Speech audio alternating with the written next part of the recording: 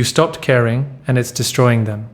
Not the dramatic version where you're clearly angry, clearly hurt, clearly affected while pretending not to be affected. The real version, where you're genuinely unbothered, genuinely fine, genuinely moved on in ways that don't require performance, because the unbotherness is just your actual state. You're not posting cryptic messages for them to decode, not strategically living your best life to make them jealous, not performing happiness to hide pain.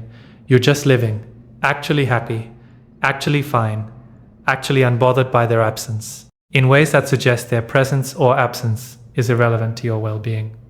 And it's breaking something in them. The avoidance entire strategy depends on you being bothered. Bothered enough to pursue when they withdraw, bothered enough to fight for the relationship when they create distance. Bothered enough that your reaction to their patterns proves they matter, proves they have impact, proves they're important enough to affect you deeply. Your botherness was supposed to be guaranteed.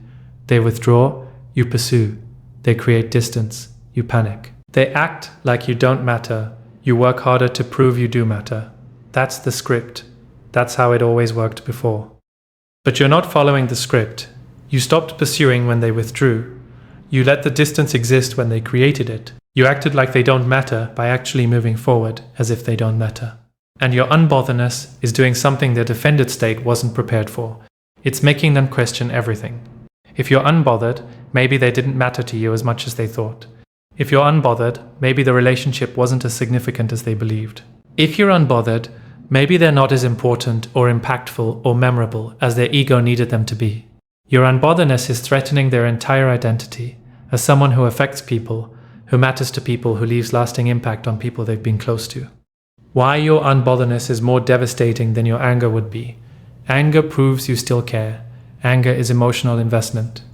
Anger says you're hurt, and hurt means they had power to hurt you, which means they mattered enough to have that power. The avoidant can handle your anger, can defend against it, can use it as evidence that you're too emotional, too reactive, too unable to handle their need for space. Your anger fits their narrative, confirms their defensive story about why the relationship didn't work. Too much emotion, too much pressure, too much intensity they couldn't handle. But unbotherness says you've moved past caring, says they don't have power anymore, says whatever they did or didn't do is no longer affecting you because you've processed it and released it and moved on. The unbotherness is evidence that they're no longer important enough to generate feeling in you. And not being important enough to generate feeling, not mattering enough to affect you, not having any power over your emotional state is worse than being hated. Hatred is relationship. Unbotherness is absence of relationship. Indifference where there used to be intensity. Your unbotherness also removes all the defensive narratives they were using to manage their guilt. They told themselves you were better off without them, that you'd be fine, that you'd move on easily. The narrative was supposed to make them feel less guilty about their patterns, about how they treated you, about the relationship ending. But the narrative was supposed to be a lie they told themselves for comfort. They didn't actually want you to be fine, didn't actually want you to move on, didn't actually want to be proven right that you're better off without them. They wanted the guilt-relieving narrative to be false so they could feel important, feel missed, feel like they mattered. Your unbotherness proves the narrative was true. You are better off. You did move on, and being proven right in ways that destroy their ego is worse than being proven wrong. The unbotherness is also more devastating because it's giving them what they said they wanted while revealing they didn't actually want it. They wanted space. You gave them infinite space by removing yourself entirely. They wanted you to stop being needy. You stopped needing them at all. They wanted freedom from the relationship. You freed them completely by being totally unbothered by their existence. They're getting exactly what they claim to want, and it's making them miserable. The misery is teaching them that what they said they wanted wasn't what they actually wanted. What they actually wanted was for you to keep wanting them while they maintained the power to accept or reject your wanting. Your unbotherness removed their power, and losing power is what's actually bothering them. The specific ways they're trying to disturb your unbotherness and why it's failing. They're reaching out with casual messages designed to test whether you're actually unbothered or just performing unbotherness. Hey, how are you? Saw something that made me think of you. Just checking in. The casual contact is them trying to provoke response that would prove you're still affected, still thinking about them, still bothered enough by their existence to engage. But the casual contact is failing because your responses, if you respond at all, are equally casual. You're polite but brief, friendly but uninterested, clearly unbothered by the contact in ways that prove the unbotheredness is real. Each casual exchange that doesn't disturb your unbotheredness is evidence they don't have the power they thought they had. They can't make you care through reaching out. You're beyond the reach of their attempts to matter to you again. They're posting things on social media designed to get your attention. Photos where they look good, updates about their life that suggest they're doing great, content that references things you used to share. Every post is bait hoping you'll bite, hoping you'll like it, comment on it, show some sign that you're watching, that you're affected, that you're still bothered enough to pay attention to what they're doing. But you're not engaging. You're either not seeing the posts because you unfollowed or blocked them, or you're seeing them and genuinely not caring enough to interact. The lack of engagement is teaching them that you're not watching them, not thinking about them, not bothered by their attempts to get your attention. They're performing for audience that isn't watching. And performing for no one is confronting them with their irrelevance in your life. They're trying to make you jealous by making sure you know they're seeing other people, either directly through telling mutual friends or indirectly through public displays of moving on. The jealousy tactic is designed to disturb your unbotheredness by making you feel like you're losing them, like you're being replaced, like you should be bothered by them being with someone else. But the tactic is failing spectacularly because you're genuinely unbothered by who they're seeing.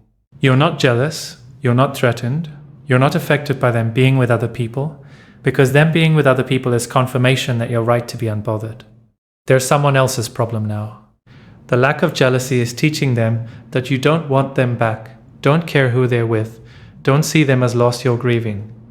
They're just your past, and past doesn't create jealousy about who's in their present. Some are trying to disturb your unbotheredness by creating drama or crisis that they hope will pull you back in. They're struggling, they need help, something happened that requires your attention or support. The crisis is designed to make you care, to activate whatever compassion or concern or residual feeling you might still have. But you're not getting pulled in. You're either not hearing about the crisis because you're not in contact, or you're hearing about it and maintaining appropriate boundary of that's not your problem anymore. Your unbotheredness holds even in face of their crisis. And unbotheredness that holds through crisis is unbotheredness that's real and permanent. They're learning they can't manipulate you back into caring through creating situations that would have made you care when you were still invested. What your unbotheredness is forcing them to face about themselves. Your unbotheredness is forcing them to confront that they're not as important or impactful as their ego needed them to be.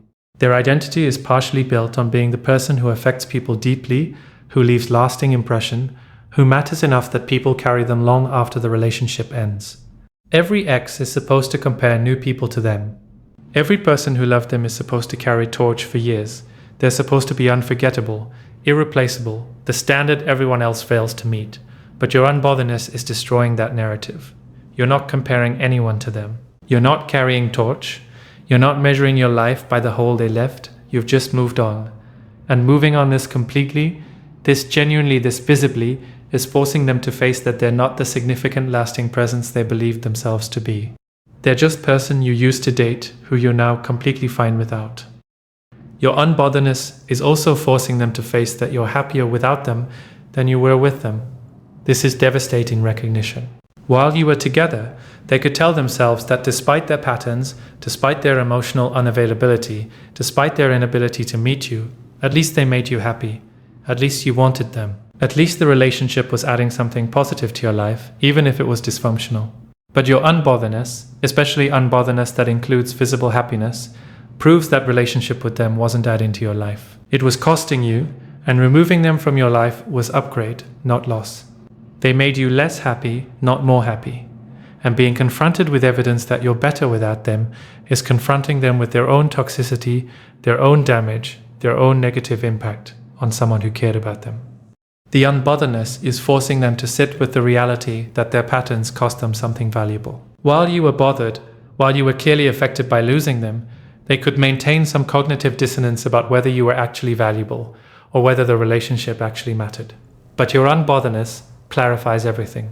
You were valuable, the relationship did matter, and their patterns cost them both. The cost is undeniable when you're thriving without them. They lost something real, something good, something they won't easily replace. And they lost it through their own defended incapacity. Your unbotheredness is holding up mirror showing them exactly what their patterns cost them. And the cost is you, and you were worth more than their patterns were protecting them from. Your unbotheredness is also forcing them to face their own loneliness and isolation. While you were bothered, while you were clearly missing them or thinking about them or affected by their absence, they could tell themselves they weren't alone because you were still emotionally connected to them, even if physically separated. But your unbotheredness severs that connection completely. They're actually alone now. No one is thinking about them the way you were thinking about them. No one is affected by them the way you were affected. No one is carrying them the way you were carrying them. The aloneness is real, and it's permanent, and it's consequence of their patterns pushing away the person who was willing to stay. Your unbotheredness is making them feel their aloneness fully, because you're no longer providing even the illusion of connection through being bothered by their absence. Why they can't accept that your unbotheredness is genuine? Accepting your unbotheredness as genuine would require accepting that they didn't matter to you as much as they thought they did. Their ego can't tolerate that, so they construct alternative explanations. You're faking it, you're performing unbotheredness to make them jealous or to protect yourself from being hurt again. You're just really good at hiding how much you're actually still affected.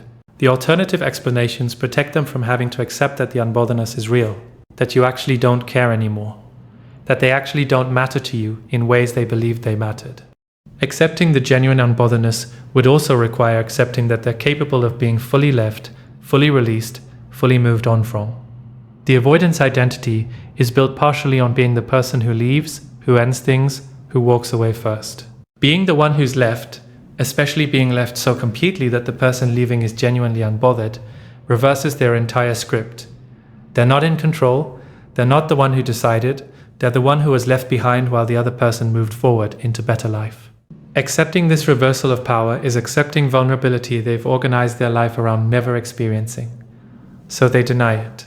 Your unbotheredness must be fake, because if it's real, they're in a position they never wanted to be in, experiencing rejection they never wanted to experience, facing abandonment they've spent their life defending against. Accepting your genuine unbotheredness would also mean accepting that their defensive strategy didn't work. They created distance to maintain power, to keep you chasing, to ensure they were always the wanted one rather than the wanting one. But the strategy backfired. The distance they created became permanent separation. The power they tried to maintain became powerlessness. The being wanted became being irrelevant. Accepting that their strategy failed, that their patterns backfired, that their defended state cost them exactly what it was supposed to protect them from, is accepting that they've been doing relationships wrong their entire life. That recognition is too threatening. So they deny your unbotheredness is real, because denying it lets them maintain belief that their strategies work, their patterns are protective, their defended state is keeping them safe rather than keeping them isolated. How your unbotheredness is changing them in ways they're not aware of. Your unbotheredness is making them more anxious in new relationships. They learned from you that people can actually leave completely, can actually become unbothered, can actually move on without looking back. The learning is creating anxiety they didn't have before. With new people, they're worried about being left, worried about the person becoming unbothered, worried about being abandoned in ways they weren't worried about when they believed their patterns gave them control. The anxiety is making them either more clingy, which contradicts their avoidance style, or more defended, which makes them even more impossible to be with. Either way, your unbotheredness has changed how they approach relationships, by proving to them that they can lose people completely, and the losing has created wound they're now bringing to every new connection. The unbotheredness is also making them question themselves in ways they didn't question themselves before. If you're unbothered, what does that say about them? About their importance? About their impact? About whether they're worth being bothered about?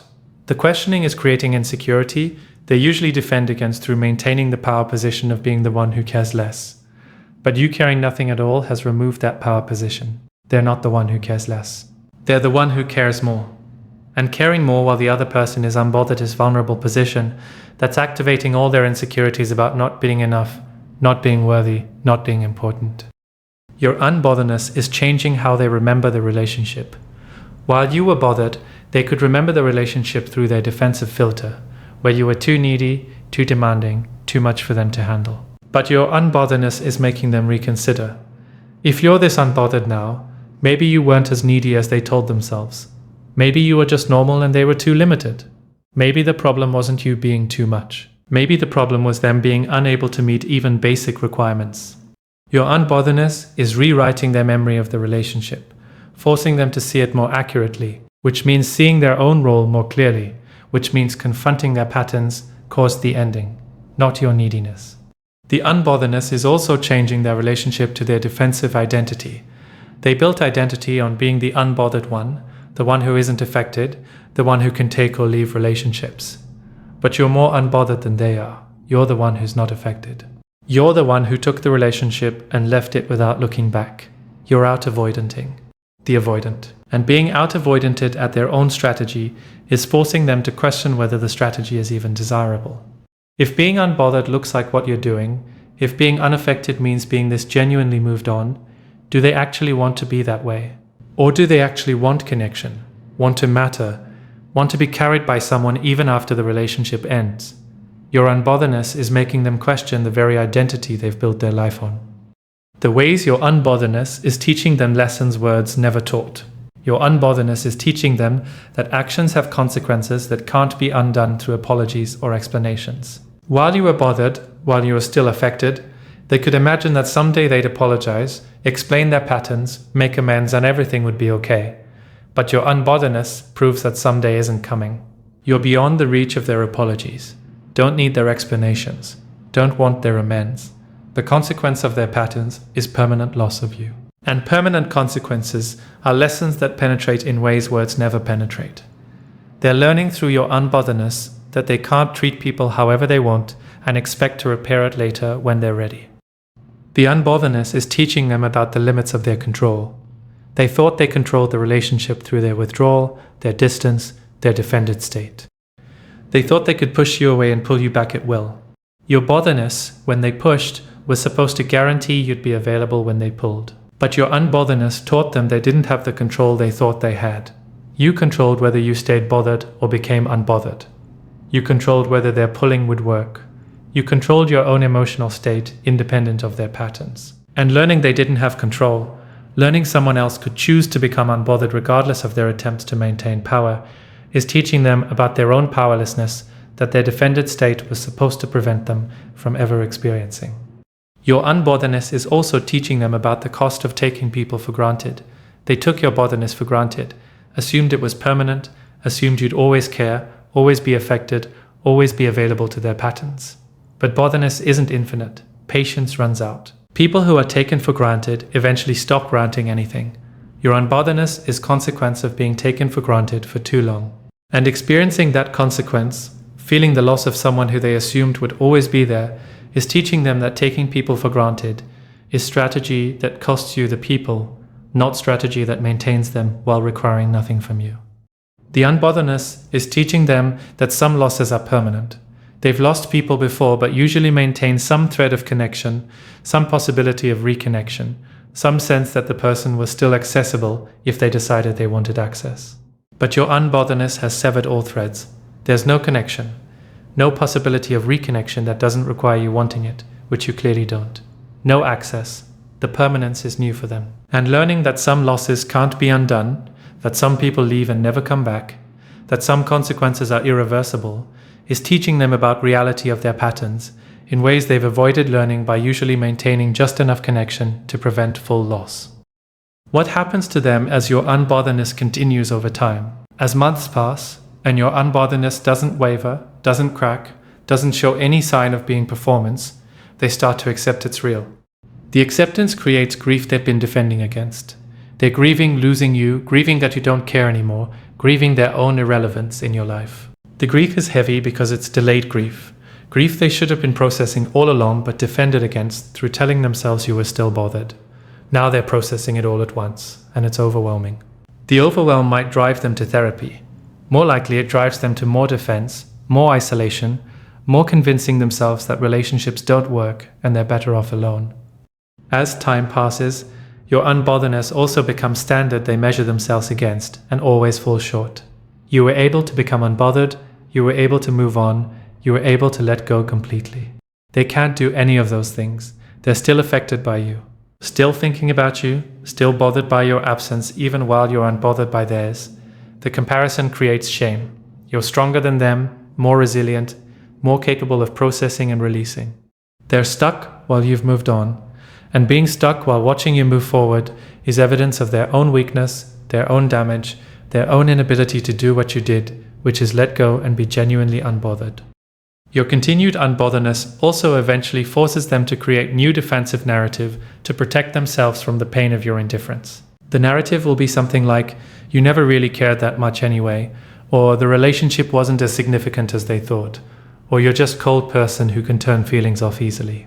The defensive narrative protects them from sitting with the more painful truth that you cared deeply and they destroyed that care through their patterns, that the relationship was significant and they ruined it, that you're not cold but just genuinely moved on because moving on was healthier than staying affected by someone who couldn't meet you. The defensive narrative is lie they'll tell themselves. But lies that protect you from pain are lies that prevent growth. So the narrative will keep them stuck while your unbotherness keeps you free. Why you should maintain your unbotherness regardless of how it affects them. Your unbotherness is your healing, your peace, your freedom from being affected by someone who couldn't be a good partner to you. Maintaining the unbotherness isn't about punishing them or proving anything to them. It's about protecting yourself. About refusing to let someone who hurt you continue to have power over your emotional state. About building life where your well-being doesn't depend on someone who demonstrated they can't be dependable. The unbotherness serves you, and what serves you is worth maintaining regardless of how it affects them. You also should maintain unbotherness, because going back to being bothered would be going backwards in your healing. If you let their attempts to disturb your unbotherness work, if you start caring again, or being affected again, or giving them power over your emotional state again, you're undoing the work you did to get to unbothered. You're re-engaging with someone who will hurt you in the same ways because they haven't changed. You're making yourself vulnerable to someone who proved they can't be trusted with your vulnerability. The unbotherness is protection. Breaking the protection to engage with them is self-harm. Maintaining unbotherness is also maintaining boundary that teaches them about consequences.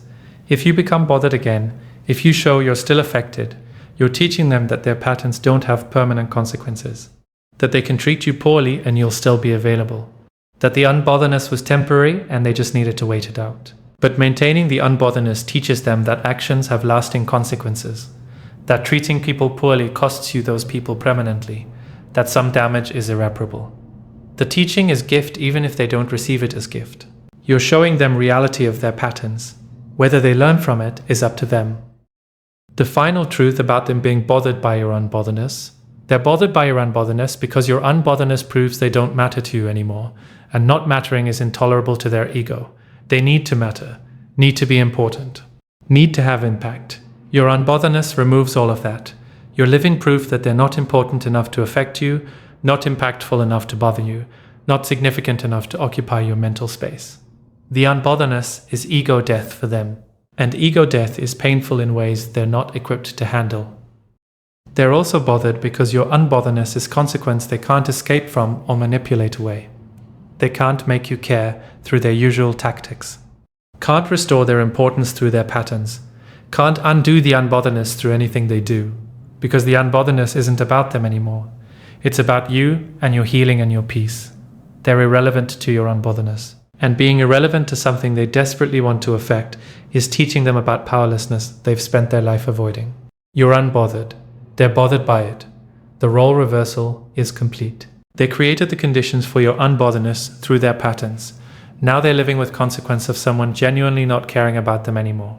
The botherness they're experiencing about your unbotherness is their problem to manage. Your unbotherness is your freedom to maintain. They're bothered. Let them be bothered. You stay unbothered. The unbotherness is what allows you to move forward into relationships with people who won't make you have to work so hard to become unbothered. People who won't require you to protect yourself through indifference. People whose presence in your life creates joy rather than requiring you to build walls of unbotherness just to survive their absence. They're bothered by your unbotherness. Good. You're unbothered by their botherness. Better. The specific ways their botherness about your unbotherness is revealing itself. They're asking mutual friends about you with frequency that reveals obsession, not casual interest. Not just once to check how you're doing.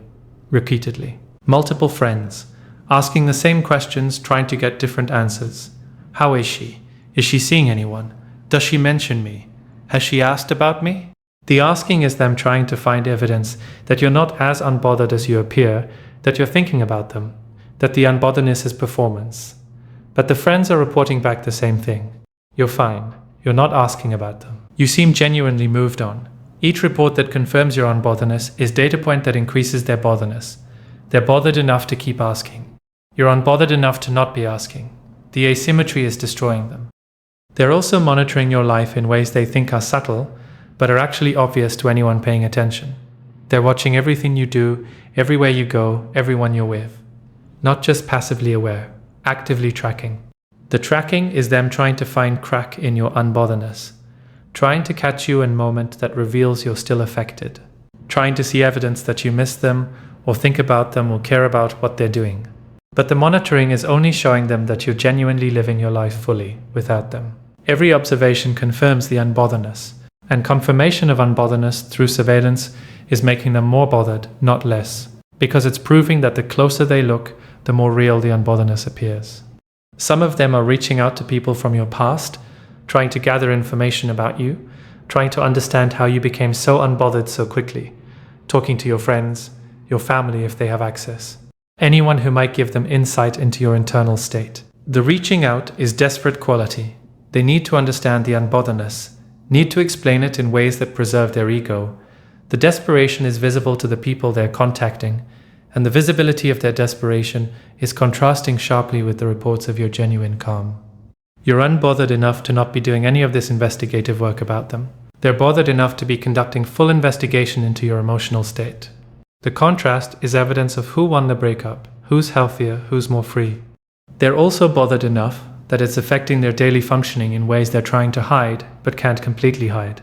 They're distracted at work, irritable with friends, unable to focus on anything because they're thinking about your unbotheredness. The thinking is obsessive loop. How can she be so unbothered? What does it mean that she doesn't care? Am I that easy to get over? The loop is consuming mental energy that should be going to their actual life. But they can't stop thinking about your unbotheredness because your unbotheredness is threatening everything they believe about themselves. And threats to core identity are threats that take over your mental space regardless of whether you want them to. Why their botherness is making them want you more than they wanted you when they had you. When you were bothered, when you were clearly affected by them, when you were pursuing them and trying to close the distance they created, they could take you for granted. Your botherness was guaranteed, your caring was reliable, your investment was secure. The security let them be complacent. They didn't have to want you actively because they had you passively through your botherness, keeping you attached to them. But your unbotheredness removed the security. Suddenly you're not guaranteed. Your caring is gone, your investment is withdrawn, and losing security is activating their attachment system in ways having security never activated it. The wanting you more now is also about wanting what they can't have. Basic human psychology. Things that are easily available are less desirable than things that are scarce or unattainable. When you were bothered, when you were available to them emotionally, even if not physically together, you were available. Available is less attractive than unavailable. But your unbotheredness made you completely unavailable. Not just physically distant, but emotionally removed. Psychologically moved on. The unavailability is creating desire that availability was suppressing. They want you now because they can't have you. And can't have creates wanting in ways can have never creates. They're also wanting you more because your unbotheredness is proving you're stronger than they thought you were. Strong is attractive. The you they knew when you were bothered seemed weaker, seemed more dependent on them, seemed less capable of being fine without them. But unbothered you is demonstrating strength they didn't know you had. Strength to let go. Strength to move on. Strength to be genuinely fine without them. The strength is attractive in ways your previous botherness wasn't attractive. They're seeing you differently now, seeing you as more desirable because you're demonstrating qualities they respect, qualities they wish they had, qualities that make you seem more valuable than you seemed when you were bothered by their absence. The increased wanting is also driven by loss aversion. Loss aversion is a psychological principle that people fear losing what they have more than they desire gaining what they don't have. Your unbotheredness is activating their loss aversion. They're experiencing you as loss now, not as possession they're choosing to maintain distance from. And loss creates panic that possession never creates. The panic is driving them to want you back, want to restore what they're losing, want to undo the unbotherness and return to state where you were bothered by them, because your botherness was proof they still had you in some psychological sense, even if not physically. How your unbotherness is exposing the difference between them wanting you and them being capable of having you. They want you now more than they wanted you when they had you. The wanting is real, the desire is genuine. The missing you is creating actual pain. But the wanting doesn't mean they're capable of having you in a healthy way. Wanting isn't capacity, desire isn't skill set.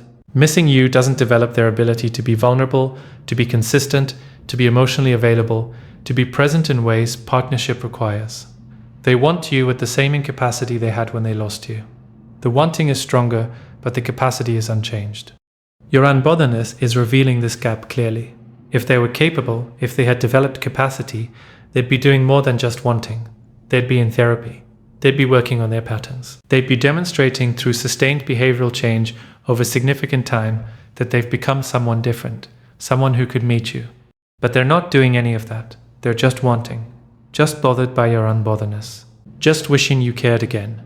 The wanting without working is evidence that nothing has changed except the intensity of their desire. An intensity of desire without development of capacity is just more intense version of the same dynamic that didn't work before. The exposure of this gap is important information for you if you're at all tempted to care that they want you now. They want you. So what? Wanting you while being incapable of being a good partner to you is wanting that serves them, not you. Wanting that would recreate the same dysfunction. Wanting that would hurt you again because the wanting doesn't include the capacity to do what wanting should motivate you to do, which has become worthy of what you want. Their wanting is their experience. Your unbotheredness is your protection from their wanting that can't create anything healthy. Why some avoidants will try to punish you for your unbotheredness. Some avoidants, when they can't disturb your unbotheredness through normal tactics, will escalate to punishment. They'll try to hurt you to prove you're not as unbothered as you appear. The logic is, if I can hurt you, you're not really unbothered, you're just pretending. The punishment might come through saying cruel things about you to mutual friends, through trying to damage your reputation, through attempting to make you jealous through public displays with new partners, through any method they can access that might create pain that would prove your unbotheredness is fake. But the punishment attempts reveal how bothered they are by your unbotheredness. Someone who's unbothered doesn't try to hurt someone, doesn't need to prove anything, doesn't care enough to invest energy in punishment. The attempt to punish you is confession that they're deeply bothered, deeply threatened, deeply affected by your genuine lack of being affected by them. The punishment is them losing control, losing the defended cool detachment they usually maintain, acting out from place of pain and ego injury that your unbotheredness created. The punishment attempts also usually backfire. Because you're responding to punishment with continued unbotheredness, with not engaging, with maintaining your boundaries, is further proof that the unbotheredness is real. If you were still bothered, punishment would work, would get reaction, would disturb your peace. But punishment meeting unbotheredness just reveals that you're beyond their reach, beyond their power to affect, genuinely moved on in ways that make their punishment attempts irrelevant to your actual emotional state. The backfire of punishment is final proof to them that the unbotheredness is real and they've lost all power over you. What your unbotheredness is teaching them about themselves that they don't want to learn. Your unbotheredness is teaching them that they need people more than they've admitted. Their identity built on not needing anyone is being destroyed by how much they need you to be bothered by them. If they truly didn't need validation from you, didn't need to matter to you, didn't need you to still be affected by them, your unbotheredness would be irrelevant. But it's not irrelevant. It's consuming them. The consuming is evidence of need they've denied their whole life. They need to matter to people. They need to be important. They need external validation of their significance. Your unbotheredness removing that validation is forcing them to confront that they're not the independent, self-sufficient person they've claimed to be. They're someone who needs others. And needing others, while defending against admitting need, is torture they're experiencing through your unbotheredness. The unbotheredness is also teaching them that their patterns don't protect them from pain. They create a distance to protect themselves from vulnerability, from potential rejection, from possible abandonment. But the distance they created didn't protect them from pain, it created pain. Different pain than intimacy might have created, but pain nonetheless. The pain of your unbotheredness, the pain of not mattering, the pain of being forgotten and replaced, and moved on from. Their patterns were supposed to prevent pain. Your unbotheredness is proving that patterns created the exact pain patterns were supposed to prevent. The learning could be transformative if they use it to recognize their patterns don't work. More likely, they'll defend against the learning by telling themselves the problem is you, not their patterns. Your unbotheredness is teaching them about the consequences of emotional unavailability. They were emotionally unavailable to you while you were together. Unavailable, distant, defended. And the consequence of their emotional unavailability is your emotional unavailability to them now. You're giving them exactly what they gave you. Distance, defense, unavailability. The mirroring is showing them what it feels like to be on the receiving end of their patterns. How it feels to want someone who's emotionally checked out. How it feels to reach for someone who's not reaching back. How it feels to be affected by someone who's unaffected. The experiential learning of being on receiving end of patterns they enacted is teaching them what you experienced. Whether they learn from it or just defend against it is their choice. The permanent ways your unbotheredness changes the dynamic between you. Your unbotheredness has permanently shifted the power. During the relationship, they had power through their emotional distance, through caring less, through being less invested. The person who cares less has power, but your unbotheredness inverted the dynamic completely. Now you care less. Now you're the one who's unbothered. Now you have power.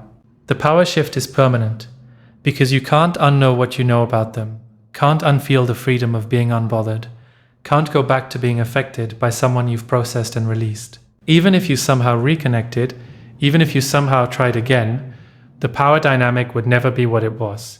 You'd know you can be unbothered by them. They'd know you were unbothered by them. The knowing changes everything about who has power and who doesn't. The unbotheredness has also permanently changed their perception of you. You're not the person they thought you were.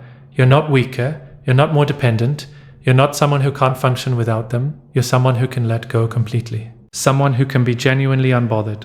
Someone who's stronger than they gave you credit for. The revised perception is permanent. They can't unsee your strength.